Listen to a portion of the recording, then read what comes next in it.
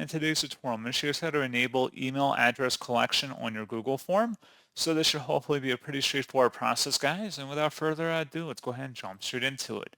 So what you have to do is open up your Google form and then select the settings tab up at the top.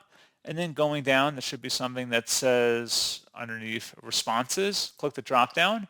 And where it says collect email addresses, go ahead and click the drop down and you can select either verified, so they have to be signed into Google, do not collect emails, or you can have responder input if they want to manually input their email address in here. And that's pretty much it.